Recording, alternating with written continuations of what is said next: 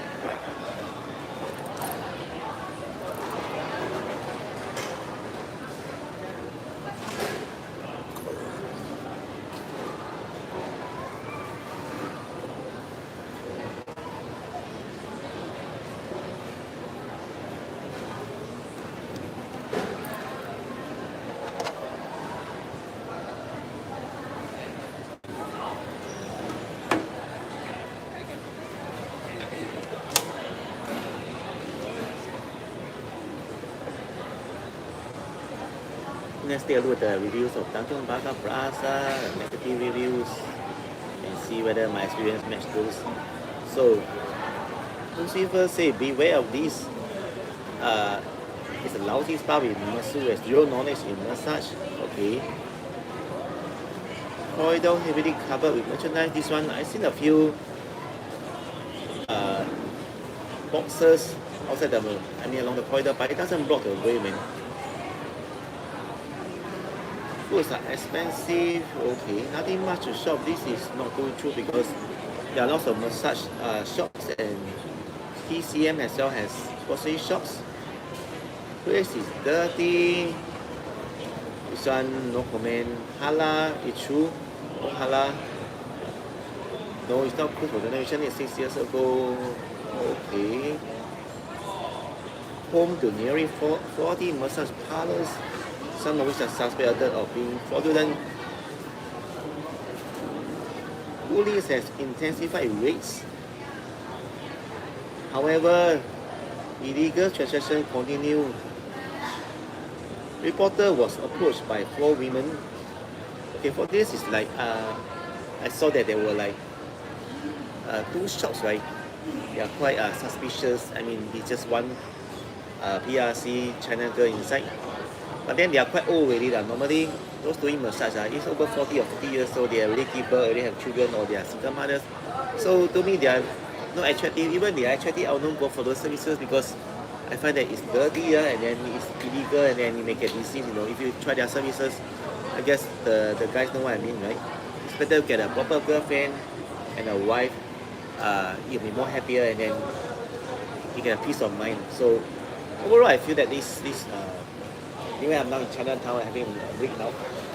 These reviews, right? Some of them are true, some of them not true. So you have to go there, experience for yourself to understand how it feels. What I feel is that if you go for the TCN facial Chinese massage, right?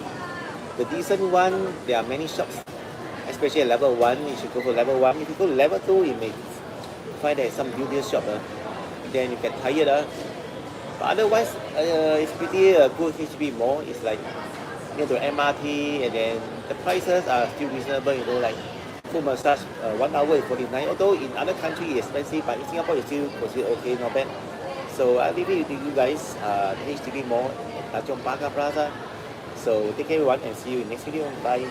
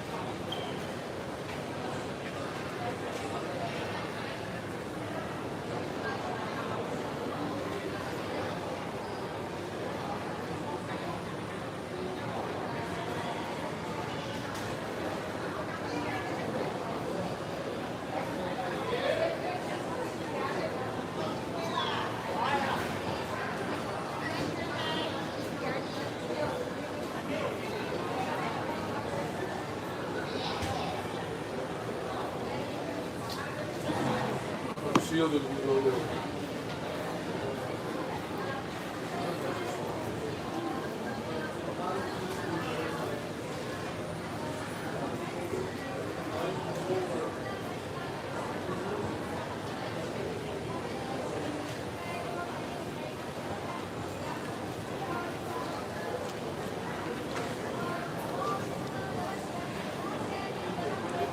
from Singapore. Today this topic is about, is it true that Singaporeans do not wish to marry Singaporeans anymore? We will discuss in this topic today. So I read an article that less Singaporeans are marrying the Singaporeans, be it a girl marry a guy or a Singapore guy marry a Singapore girl. The percentage is decreasing by nearly 50% compared to 10 years ago. So I'm here to analyze the reasons and why is this coming. This trend is on the rise. So firstly, Singaporeans, right? Some Singaporeans, they actually want to have a good career, and they might think of the financial stuff. They want to have more savings before they want to get married. So they focus on their studies. Some even go for like master degrees, doctorates, PhD after their university studies. So by the time they finish the PhD, right, it's like maybe close to 30 years old, depending if it's a guy or girl. Singapore guy, they finish their Indian studies. Indian studies are 4 years from the age of they finish their NS, so it's NS 21, so F4 is 25. So if they go for master 2 years, 27, then plus maybe a few more years PhD, they're about 30 years old. And then for girls, maybe slightly younger, about 28. So many want financial stability before marriage. They feel they are not ready until their 30s. Second reason is due to housing pressure. Many couples do not wish to stay with the parents. Let's say the guy, Singapore guy, marry a Singapore girl, right? And then they have to wait to get a house from HDB, and they say apply BTO. It takes up to 5 years. So during that 5 years waiting time, this newlywed couple, Singapore guy and Singapore girl, they actually stay with the Singapore guy's parents in the Singapore guy's HDB. So the Singapore girl and Singapore guy may not feel like comfortable, because especially for the Singaporean girl, right, she may feel like under one house there are two women, and there may be, there are bound to be disagreements and arguments, which I think is true, because 同在屋檐下只可以有一个女人. That means under one roof, they can only one woman and not two. So I think the same for guys also. Under one roof, there's only can be one guy. Unless you are single, there's no choice. But if you are married, many people want to have their freedom. Especially, some of the sexy clothes the women cannot wear in front of the parents-in-laws, right? In front of the Singapore guys, parents, when they're under the same roof, like sexy lingerie, all this stuff. They must dress, the girl must wear conservatively also, So all these things come into factor and are comfortable for the newlywed couple, because whatever thing they do in the bedroom, right, they must be very cautious and do not make much noise. Do not think anything back, I'm just saying maybe they're just having a chat. They cannot laugh too loudly. Or they are sad, right? They cannot cry too loudly. Or even they are sick, right? They have a flu, they cannot sneeze so loudly. All these things it's like they are inside a temple, or a mosque. You must be very careful, because in the HDB rooms, right, it's very near to each other. Let's say it's a 3-way room. HDB 3-room flat, which has 2 bedrooms and 1 living room. So let's say one parent, the parents stay in one room. Let's say master room, and the newlywed couple stay in another room, the common room.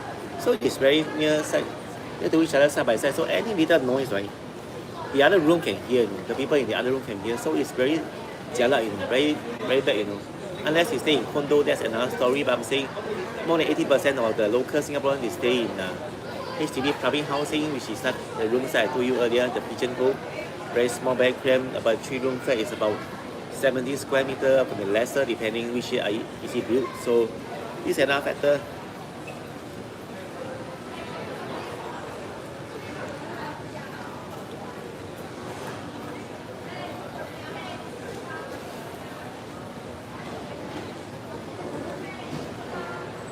So to expand on the previous point, right?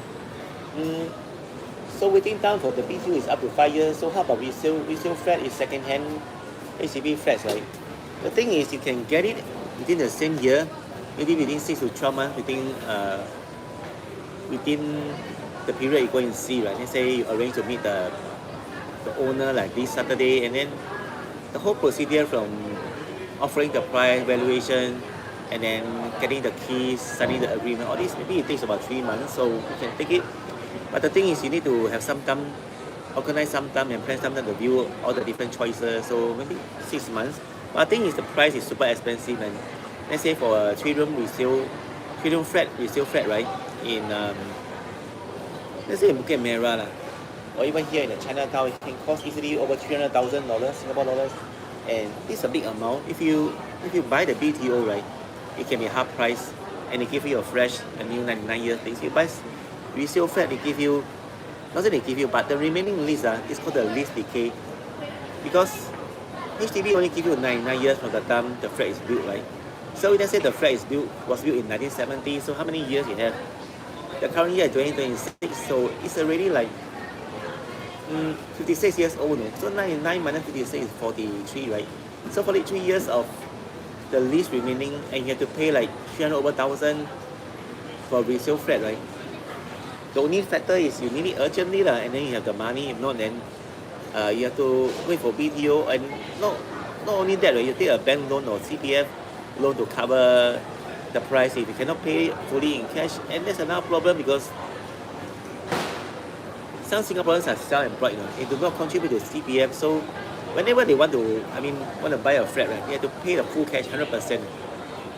You heard it right. So anyway, we have 300,000 Singapore dollars to pay for the full price of the 3-room HDB flat, and it's a lot of money, man. It's like 30% of 1 million Singapore dollars, 6 figure, 300,000.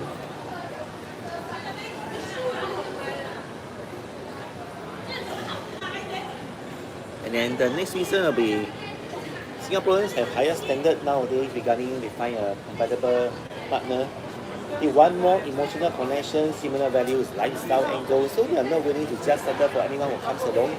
Even though they are like in 30s and 40s, they just wait, If they don't find the right match, then they may stay single, or they just want to look overseas for a foreign spouse.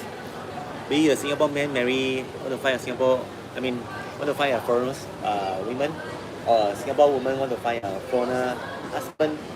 This kind of thing exists, So nowadays there are a lot of dating websites that enables you to find the partners online. It's just a registered profile, and you make payment about 1 year. Maybe $100 to $200, and then you try it, right? You can filter by age, and then whether they're single, married, and then do they have kids, religion, hobbies, and whether they have tattoos, what's their job, income level, and so on. A lot of criteria, and then you can actually message them and chat in the social media like WhatsApp, WeChat, all this, to get a better understanding of each other before you finally proceed to meet each other, And normally it's a guy who traveled to the girl's country, let's say the Singaporean guy, right? He chats with a girl from Malaysia, Thailand, or Vietnam. So once everything is okay, both parties feel that there's some emotional connection, like mutual chemistry, right? Then the guy will normally fly over to the girl's country and meet the girl at the airport, and the girl will meet him at the airport, and then both of them will maybe chat a while, have some coffee, and then from there things go smoothly, then good lah. If not, then the guy can return to his country and start the cycle all over again. Or at the same time, he have free choices, then he may meet several girls in the same trip. And then the next reason will be because of the social media, right, and travel and work, right. Non-Singaporeans actually meet more people from other countries, the Amos, from Europe, and then from Asian countries like Japan, Philippines, Vietnam, Thailand, Malaysia, Cambodia, Laos. There are so many choices now. But the thing is that there's a language barrier. If the Singaporean, they try to marry or they try to date the foreigner girls, right, from like let's say Vietnam, then the Vietnamese people, they speak Vietnamese, right, which is in Vietnamese. That's another thing because I've learned Vietnamese before, so I'm just telling you guys it's not easy because first thing the language barrier, right? If you do not know Vietnamese, you have to rely solely on Google Translate, and it means that the translation is not 100% accurate. It's just about 70%, I would say, because it's like translating literally word for word, and most of the casual conversation is like sentences and phrases connected together, and depending on the situation, there are even like some other grammar stuff. So it's a big thing, you see, not so easy. And then there's a culture also in Vietnam. You don't sit, they don't sit on the tables and chairs. They eat on the floor. Of course, the food is still placed on the plate and the drinks are from a cup. But I'm just saying there's a culture. You're from one semicircle, and then maybe there are 10 people, like maybe the 3, 3 and 2, 2 here. So 6 plus 2 plus 2 will be like 10, right? It's their culture because they think that they can be more closer emotionally together by sitting in a circle and semicircle. It's their way of tradition. But in Singapore, you find it weird if you just go there and then see, how come they not sit on the table? I mean, sit on the chair. Not sit on the chair, but sit on the ground. Is it because they don't like sit on the table, they don't like the chair or something like that? They question this kind of different culture, and then there are a lot of stuff. It's just impossible to explain in just one little video. I'll just go to the next point. Before that, just saying that some Singaporeans, they actually marry non-Singaporeans, not because they hate or dislike the locals, but because of wider choices. Alright, my next one of it. They change about mindset about the marriage age. Last time, our grandmother and mother say you must marry by a certain age, right?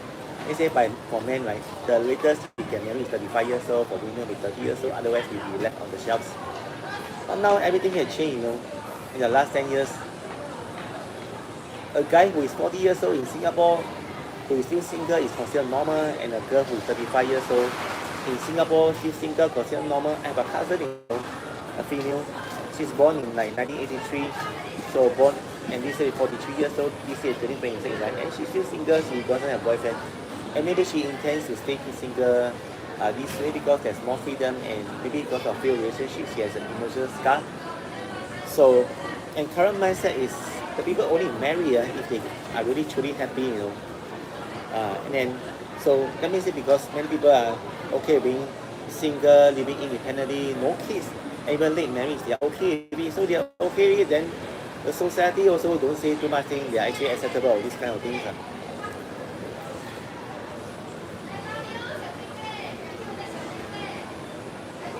So my next point is that some people they fear commitment, and some people they fear of divorce, even though they have not started a relationship or they have not really married, are not even married once. So they fear about failed marriage, financial loss, divorce, the man must give 50% asset and blah blah. And then the emotional stress, so much stuff, right? So they become very, very cautious and very, very careful. So they, what happens? They'll delay and postpone their marriage, and they stay with their parents if they are still single.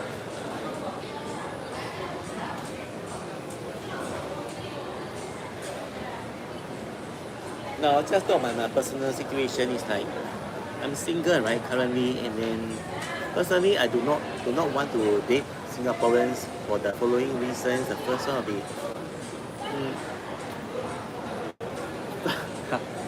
Singapore girls are too big size.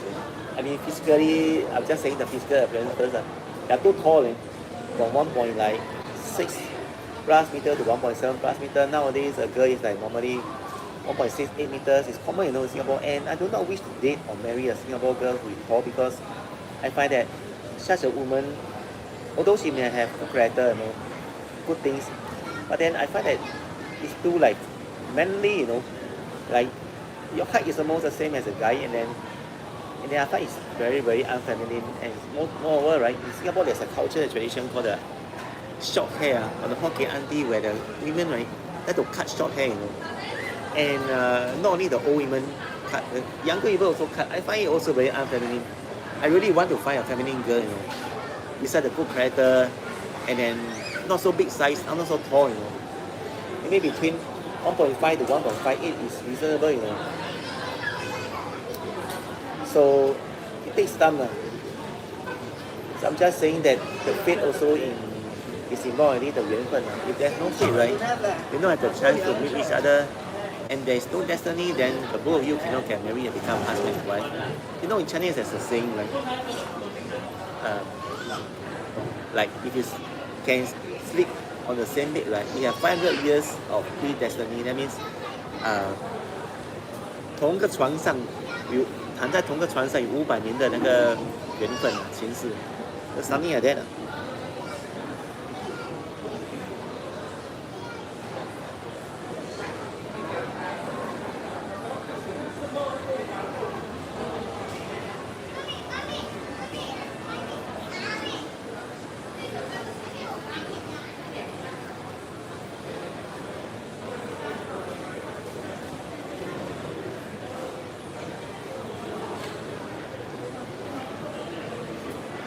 Another reason I do not wish to marry a Singaporean is because there's too much in common, you know. I want to explore other countries, their culture, people, and the stuff. So, yeah, of course, I have a Singaporean girlfriend many years ago. She has since been married, and then she has kids now. And then I wish her happiness. It's just that my future relationship, right, I do not wish to marry a Singapore woman. Of course, there's pro and cons, you know. Because if you marry a Singapore local girl, right, then there's no obstacles at all regarding meeting where, what time. Right? It can be 24 hours. But if you are a Singaporean guy, you wanted to meet and date and marry a foreign woman, right? You have to travel overseas, buy the flight ticket, book hotel, and then the visa requirements. Although Singapore passport is one of the top most powerful passport in the whole world, right? But some countries like Vietnam only give you 30 days visa. Thailand also, they give you 30 days free visa. That means you don't need to apply for visa for 30 days, you can stay for free 30 days. And that makes it a problem, you know. If I want to stay for 2 months, then what happens? I have to exit that country, come back, go to another country, and then return back to Vietnam or Thailand. And then if I'm holding a visa, I cannot work in those countries, so where does the income come from? Lots of questions, you know. So the best thing is have a stable job in Singapore, then you go meet a girl doing your long leave or some vacation, and you must believe in true love over long distance relationship. Otherwise, it will not work also, because you'll be thinking what's the other person up to, you know. It's not that not a matter of trust, but having somebody physically with you, talking with you is different from like video call. Even though it's like video calling 2 hours a day, is different from like holding hands and hugging for 2 minutes, you know. It loses out. That physical intimacy is not there. So this is a brief discussion. I hope you guys enjoy this little video. And my summary, my conclusion is that marrying Singaporeans are still ongoing, just the percentage is lower. And why the percentage is lower, I have discussed in this video the various reasons. You may agree or disagree, it doesn't matter. I'm just sharing my opinion. I hope you guys enjoy this little discussion. You can laugh, you can cry, whatever. So if you have similar circumstances like myself, do not want to date a Singapore girl, please share in the comment. I have nothing hating against Singaporean girl, it's just that it's not my cup of tea. My preference, and I'm more right, I'm also too tall, you know. So I'm not choosing.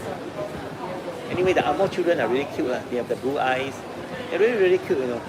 But Asian kids are cute also. It depends on the final product. Alright guys, take care everyone, and see you. Bye.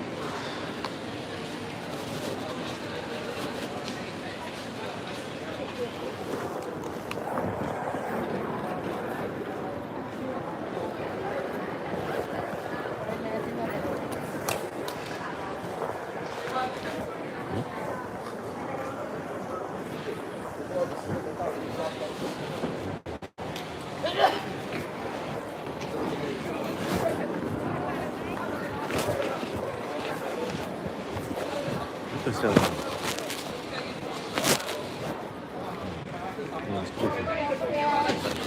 自己出来进去里面了。